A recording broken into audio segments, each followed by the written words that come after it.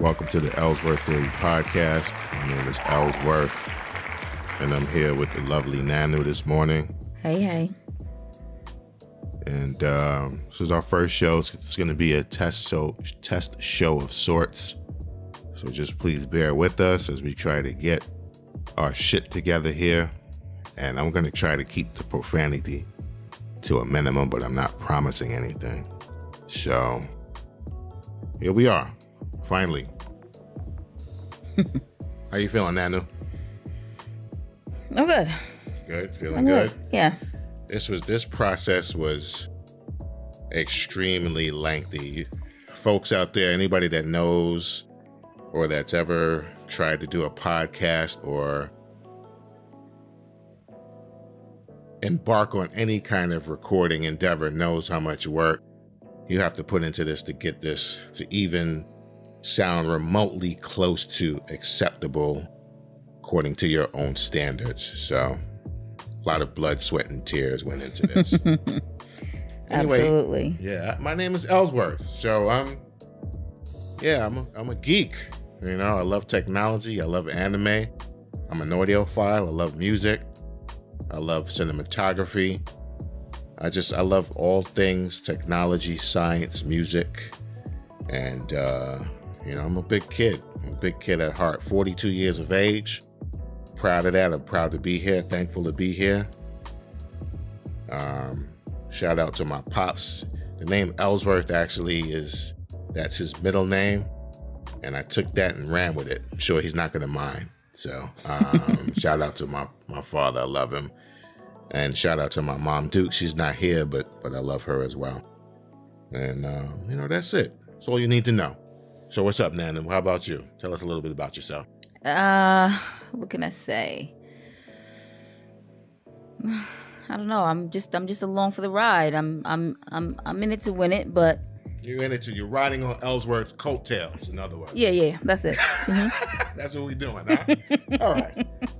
All right, so listen, like I said, this is going to be a test show of sorts, but I want to get into this.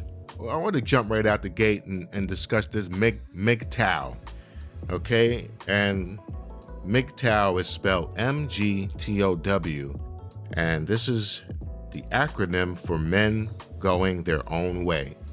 I don't know if those of you out there that are familiar with this community or movement, way of life. I'm not sure what it is. Maybe you can inform me. This is the first I'm hearing of it. And essentially, men going their own way is defined as, and this is according to their website, is a statement of self-ownership where the modern man preserves and protects his own sovereignty above all else. It is the manifestation of one word, no.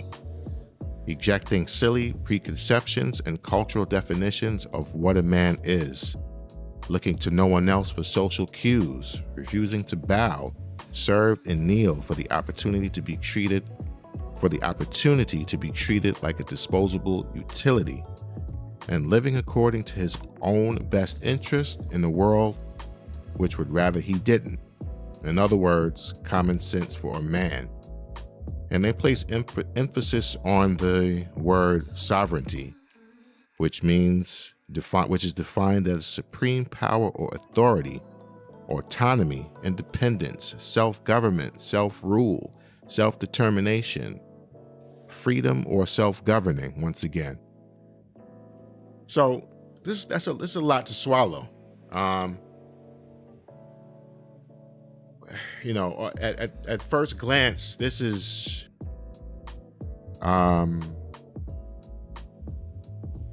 these people are basically saying that they don't need women. That's what I get from it. Mm-hmm. What do you take from it? Yeah, that's what I take from it. I mean, I don't know. To me, it sounds like, as we were, discussing this before, it seems that they are bitter and have had bad experiences with women, but they are taking the few and applying it to all. I mean, listen, I'm not going to say that all women are perfect or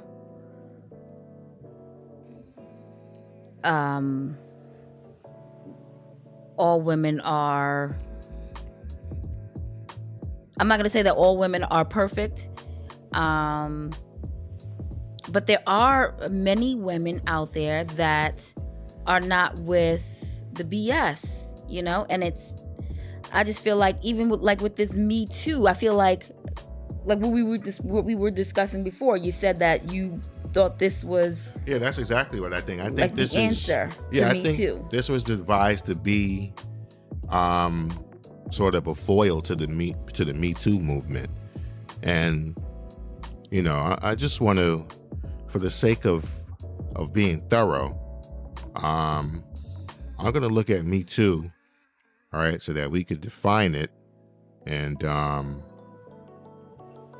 try to dissect this the best that we can. Now, off the rip, you know, Me Too movement is essentially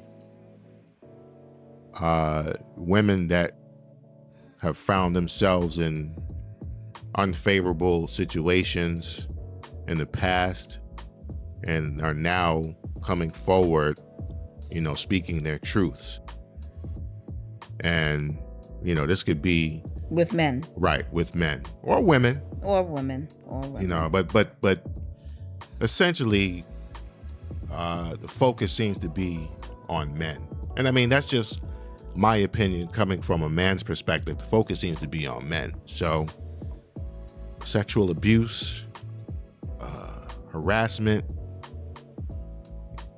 you know, things worse than that. Women are coming forward and speaking about it. And it's a movement, you know. A lot of these things happened decades ago. And, you know, these women are finally feeling brave enough to come forward and speak their truths. And I'm not knocking that. But what's happening is that men are now feeling that they are in a situation where they can't defend themselves, or you're essentially guilty. You know, instead of being innocent until proven guilty, you're now guilty with the need to prove your innocence, which is not initially how our society is ran. You know, you're always presumed innocent until proven guilty. But now the assumption is that you're guilty and you need to prove your innocence. And men feel, you know, boxed into a corner. And I feel like that's what this movement was designed to be, a foil to the Me Too movement. Men are intimidated. I mean, that's the bottom line. Mm-hmm. They're intimidated. They're scared. They'll keep it real. They don't want to mess with these women. They don't trust them. Right. Okay. And I get that. I can understand that. I think so. We know that this has been happening for very long, and I think the only difference now is, like you said, women feel empowered and they feel brave enough to come forward and share their truths, you know, and get it out there. Now, it seems like there are so many, and yes, maybe there are, but in comparison to how many people there are, this is, you know, to the population, it's not really that many. So for men to start thinking that every woman is going to attack them, or that they, you know, that they'll be slandered or put into a position like what we've been hearing about, I just don't think that that's realistic. I understand that things happen, but I don't think that that's realistic. Like if you know what you're doing, you know, and you're not taking advantage of anyone, I don't think you should really be worried about this, because this is not the average situation. You're absolutely right. But the problem is that through social media and the media in general, what we see on the news, every time you turn around, there's some kind of Me Too situation, and there's some man, and I'm not defending anyone, all right, but it's just, there's always a man in trouble or being brought up on charges for something that he did a long time ago, that he did, or that he is alleged to have done a long time ago. I heard somebody mention something very interesting.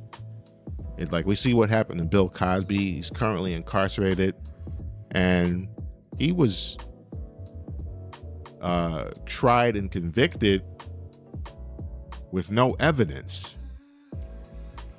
You know what I mean? Mm-hmm. He was basically tried and convicted on accusations. There's no way you could prove with physical evidence what the accusers are alleging. After so much time. Right. So he's essentially in jail now over accusations. You know what I mean? So at this point, looking at that, and like you said, that's definitely not the norm. It's really not. These cases are very far and few in between. But when you have high profile situations like that, and the media, that's all the media is feeding you, men are gonna feel a certain way about it. If it's not Bill Cosby, it's Judge Kavanaugh or whatever the hell he is. I don't know. I don't follow politics like that. But the guy Kavanaugh, mm-hmm. when he was chosen to be the Supreme Court justice, please correct me if I'm wrong out there, he was on the spotlight for accusations that supposedly took place when he was in college. Russell Simmons being accused of things from the 80s. He fled to Africa to avoid all the bullshit. R.Kelly, which we're going to talk about later, which is kind of a different situation, but maybe not, because he's they're once again bringing up things that took place with him years ago. I don't know what he does now, but all these things that are alleged took place a long time ago. These are all high profile celebrities essentially being taken down. Harvey Weinstein, and I'm not defending him, but he's in this category too. You know what I mean? All these women came forward, made these accusations. I don't know if they were able to prove anything. If he did it, throw him under the fucking jail. You know what I mean? So your argument is, so the real issue for you is that for many, is that they're so old. The situations or the incidents that have happened are so old, and they're just being brought to light. So that's what you're saying. I just find it, and like I said, please don't, this is our first episode. I don't want people to get the wrong impression. I'm not sticking up for these people. I don't get, these people don't put any money in my pocket. I don't give a flying you know what. But I just find it perplexing that, people are being put, in my estimation, being put through the ringer without evidence of anything. You know what I mean? So that gives guys the impression that, and like I said, this is unrealistic because these cases are far and few in between, but it gives men the impression that, anybody can do this to me. I can meet this girl and tomorrow she can go to the police and tell them that I raped, that I raped her, that I fucking sexually abused her, that I did this, that I did that. And that would be the end of me. Mm-hmm. So what I feel like what these guys are saying is, we don't need that. We'd rather not deal with it at all. You know what I mean? Now, that might not be the case with MGTOW, which is, MGTOW, men going their own way. Because from what I get from it, there are some of them that they want to deal with women. They want to have sexual relations with women.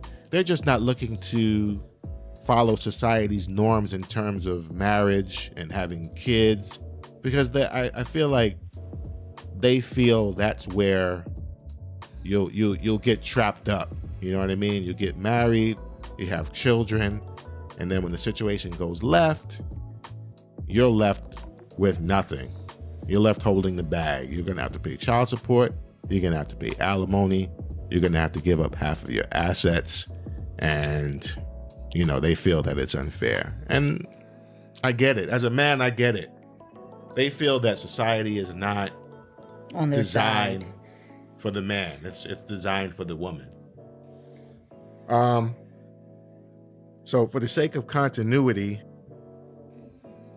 we'll look at the Me Too movement, just so that we're all on the same page.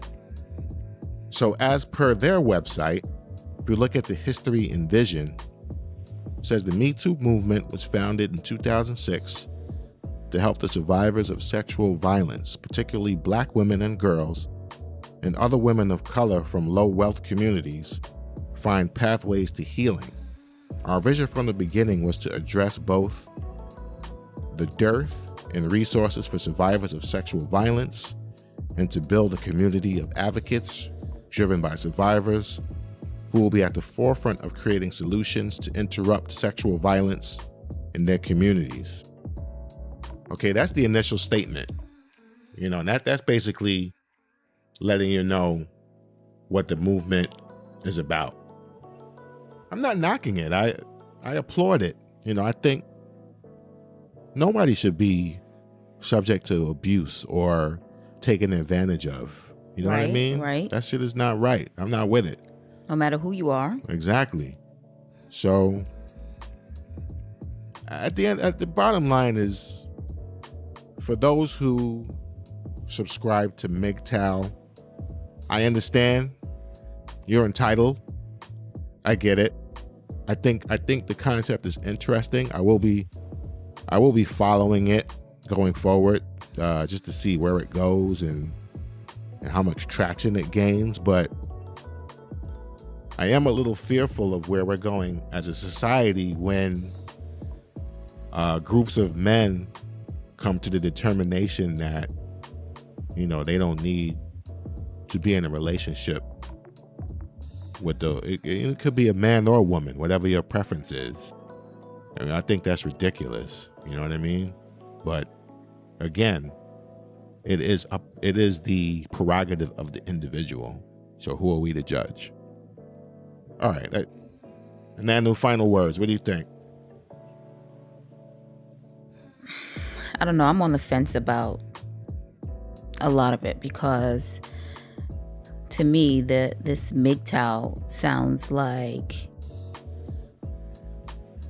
as I said before, men that have had bad experiences with women, and they feel that this is the norm, that this is what always happens, and that's not the case. I mean,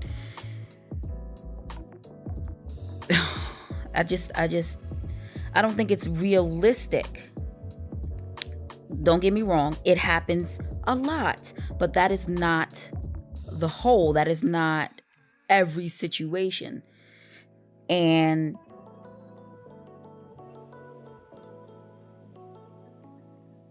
I think in the end, it's all about how you communicate and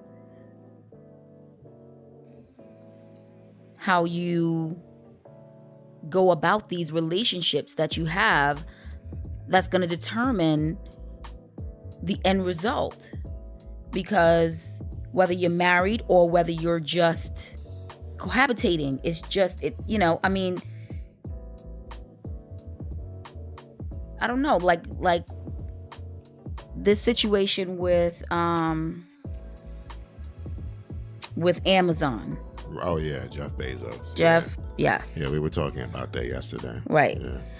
Now, we don't know the whole situation. We don't know how much help he had, we don't know the inner workings. We don't know everything that was going on. And, a lot of people are upset because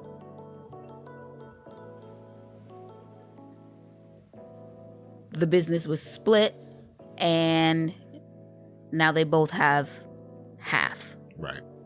And like I said yesterday, we don't really know the details of that situation, but I'm going to reiterate that if they were married prior to the conception of Amazon, and he built that $1 billion company, while they were happily married, and they're getting a divorce now for whatever the reason is, she's entitled to half of that, she is, regardless of whether she had her hands in the actual construction of Amazon or not.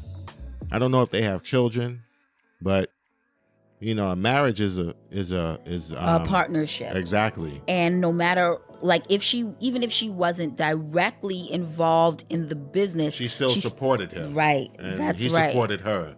And that's the bottom line. So, if they can't reconcile their differences, which I think, for him, I believe if he's not the richest person on the planet, he's one of the richest people on the planet. If they can't reconcile their differences with that kind of wealth, then I don't know. I think that's ridiculous. But if they can't reconcile their differences, then you know what? He has to split whatever it is that he built while they were married. It's unfortunate. He couldn't, from what I understand, there could be no prenuptial agreement because Amazon didn't exist when they got married. Mm-hmm. So, listen, I'm not an expert in the area. I don't really know how that works, but I think it's unfair to use that kind of situation to create this narrative that you shouldn't be bothered with women. That's a very unique situation. Right. And not everyone is married. And so you can't base this off of... Right. It's up to you whether you want to get married or not. I don't think you should...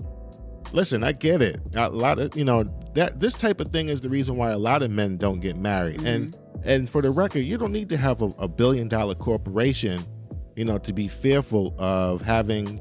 Exactly. half of your assets taken. Mm-hmm. That's not about that. Mm-hmm. People work hard for whatever it is that they work hard for, and nobody wants, anything taken away from them. So I get it. Listen, I don't want to drag this on. We might touch it again on another episode, but I don't know. It's very interesting. I want to see where it goes, and we'll see what happens. All right, let me slow down. Watching some shit on YouTube almost had me pass out from laughter. So funny. I don't want to really say what it was, but that shit had me laughing all morning. Today's word of the day, before we segue into the next topic at hand, today's word is sensationalism. Sensationalism, defined as the use of exciting or shocking stories or language at the expense of accuracy in order to provoke public interest or excitement. I say it again. The use of exciting or shocking stories or language at the expense of accuracy in order to provoke public interest or excitement. That is social media at its finest. Yes, this is sensationalism. This is the environment that we live in. This is what's going on with R.Kelly right now. Okay, this is some sensationalist bullshit. Okay, now, I'm not sticking up for him. Mm-hmm. I'm not into underage women.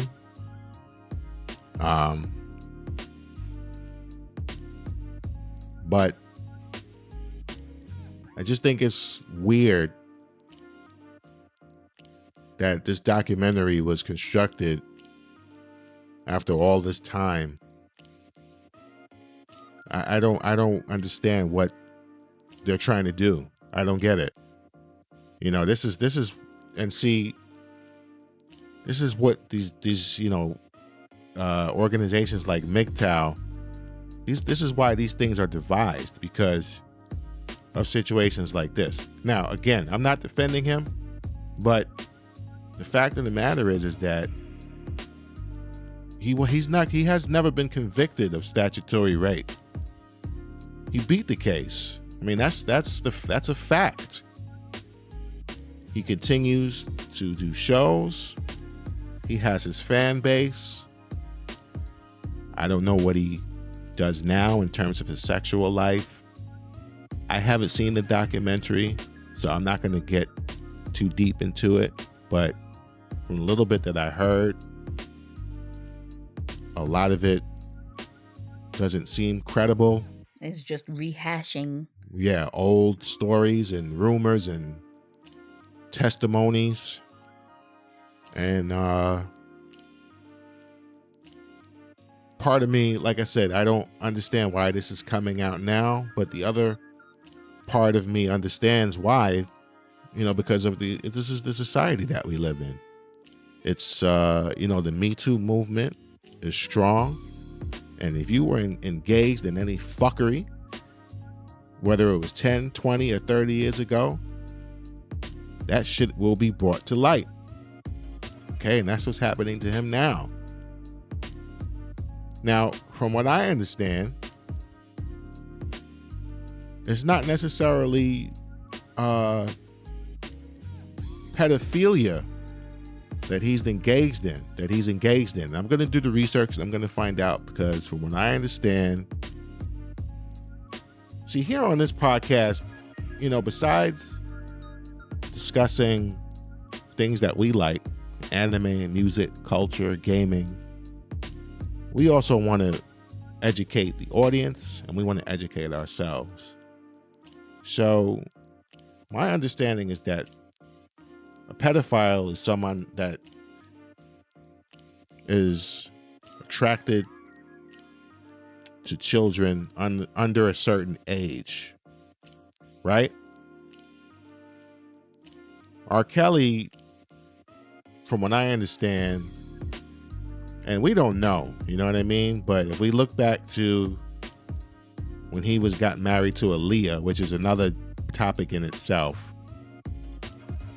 she was at least 15 years old. So as far as we know, the youngest he's ever gone is 15, maybe 14.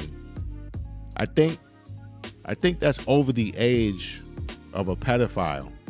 I could be wrong. I don't know. I think there's a specific term. There is a different term for people that are attracted to young individuals of a certain age, whether that's over the age of 13 or under the age of 14. I'm not sure. We'll do the research and we'll find out. Regardless, it's fucking disgusting. It doesn't, regardless of the age, but I think it's messed up to label him a pedophile when he technically may not be a pedophile. You know what I mean? Maybe there's some other term for it. Let's check it out. Let's define pedophile.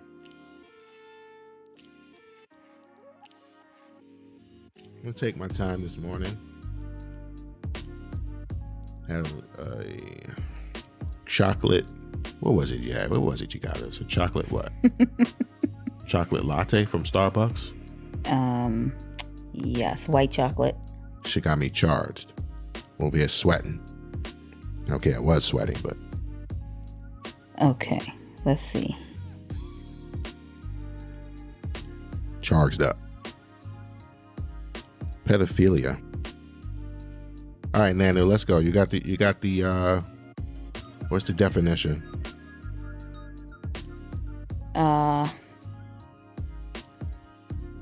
It says pedophilia is a psychiatric disorder in which an adult or older adolescent experiences a primal or exclusive sexual attraction to pubescent children. Okay, stop there.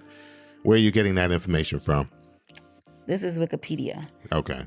Now, let's cross-reference it with something else. And while you do that, I'm going to look up pubescent because I'm going to be honest with you. I can assume what it means, but for the sake of being thorough, I want to present the actual definition. All right, so pubescent is defined as relating to or denoting a person at or approaching the age of puberty. Okay, that's not very concise. Puberty could be reached at the age of 12, right? Mm-hmm. Could be reached at the age of 11. Could be 13, 14. Let's see if we could look at another definition. So let's see. In Merriam-Webster says, the definition of pedophilia is a sexual perversion in which children are the preferred sexual object.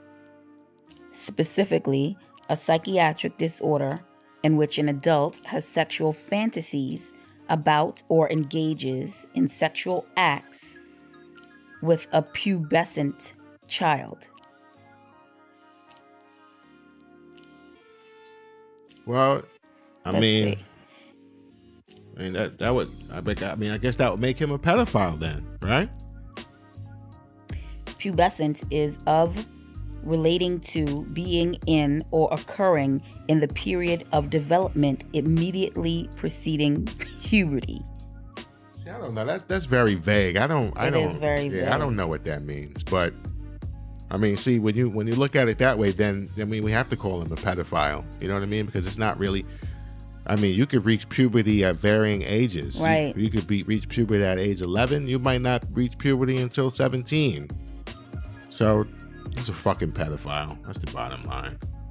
Medical definition of pubescent. Allegedly. Well, I mean, is it really alleged at this point? He married Leah. We all know that. That's public knowledge. She was 15 years old when they got married. Right, but here's the thing about that. As a minor, you cannot get married without parental consent. Well, that's another story now, because what about the parents that allow this shit? You know what I mean? Like, what happened? I'm pretty sure there was some money involved here. There had to be. Yeah, but I mean, listen, you can't. My feeling on it is each case needs to be judged individually, right? Because just because your age is 15 or 16 or 17, that doesn't mean that doesn't mean your mind is that of a true child. You know what I mean? That's it's true. about your experiences and but now that goes both ways, because a lot of people will make the argument, especially, and respect goes out to those who, have suffered sexual abuse at young ages at the hands of grown ass men or women. We have sympathy for you and we feel for you. A lot of those individuals will tell you that, a child's mind is not developed enough at that age to make that kind of decision. Mm-hmm. You know what I mean? To make sexual decisions and to make a rational decision to be with somebody that's twice their age.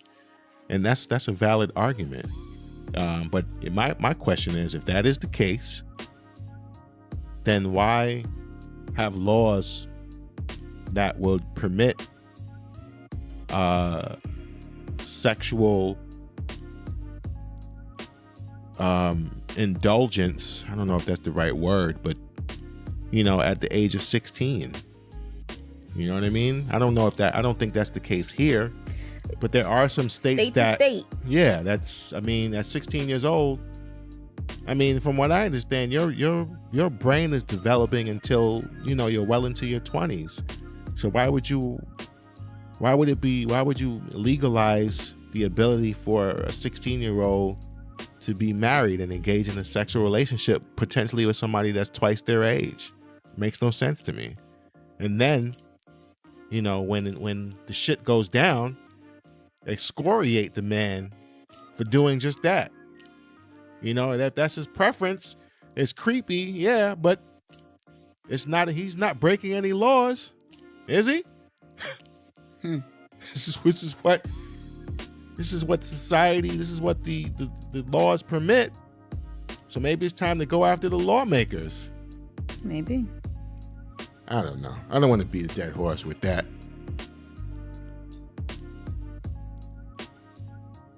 There you have it. Our very first recording. This is the Elzwurth Theory Podcast. We're going to return. We're going to take a break, and we will return on a lighter note. We're going to do a little bit of research. We're going to discuss Netflix series Lemony Snicket, which there will be some spoilers. So if you haven't seen the latest season, you might not want to listen to this segment of the show because there will be some spoilers. I do apologize. Not going to go into full detail, but some things may be revealed, and I don't want to make anyone upset out there for spoiling the series for them. We will be discussing Lemony Snicket. We will be discussing High Score Girl, which I absolutely adore. It's an anime series on Amazon. We might. Netflix. Yeah, I'm sorry, Amazon, Netflix. I'm sorry, folks. I've been up since 10 p.m. last night. I'm fucking tired. Netflix specials, not Amazon. Got Amazon on the brain. We may touch on a few other things.